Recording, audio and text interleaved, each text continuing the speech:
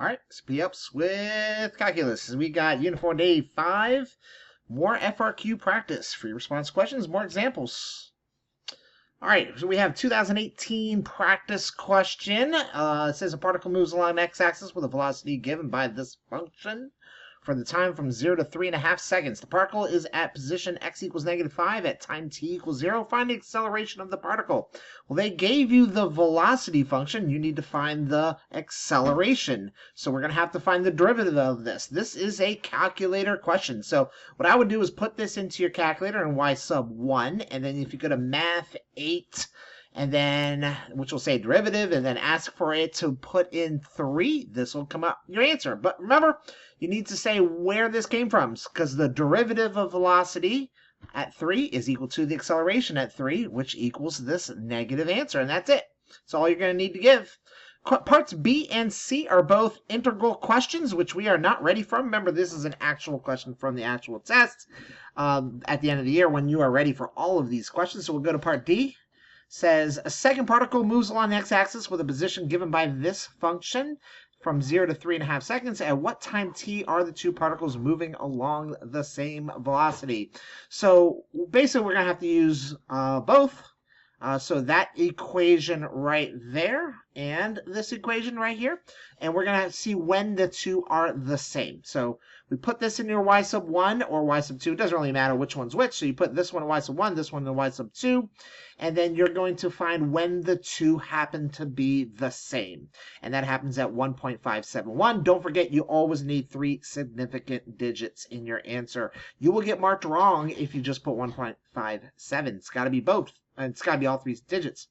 So when we have these two are equal to each other and v sub t equals t squared minus 1, this happens to be the answer. So this is what I'm saying. So stating that the derivative equals this, which equals that equation that we just use the simple power rule of this equation right here.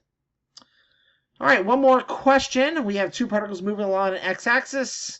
0 to 8 seconds. The position of particle P at time t is given by this function, while the velocity of Q at the time given is this function.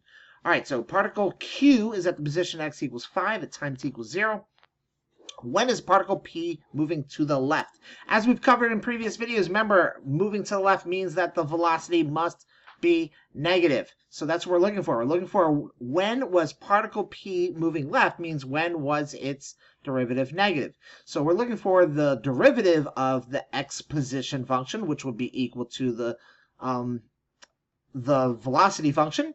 So that's where we get this from. And then what we're going to do is basically set it equal to 0. We're going to find when does it equal 0.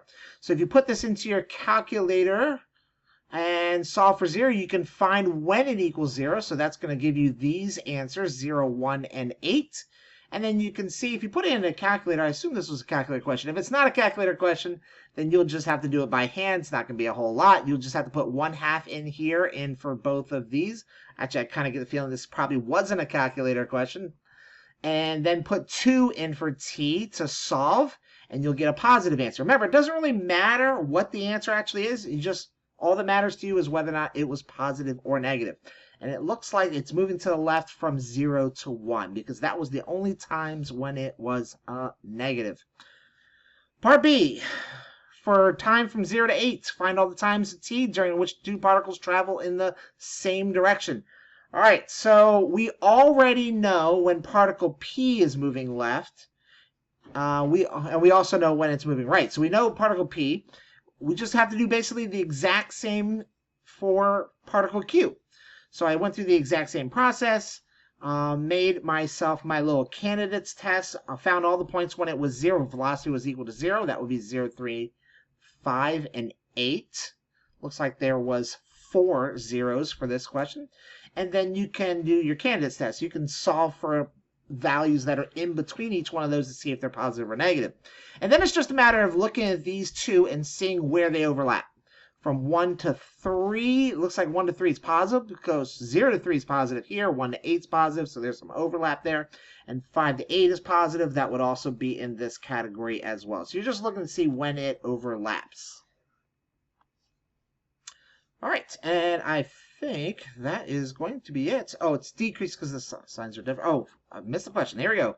C, last one. Find the acceleration of particle Q at time t equals 2 seconds if the speed of the particle Q increasing, decreasing, or neither at that time. Now remember, it's increasing if the signs are the same. It's decreasing if the signs are different. And so that's what we're going to be looking at. We're going to be looking at what's the velocity of point Q and what's the acceleration of point Q at 2 seconds. So basically just put 2 in for t into both of those two equations. You'll see that one of them is going to end up being positive, one's negative, so that proves that this particle is slowing down. It's decreasing. All right, thanks again for watching, and I will see you on the next video.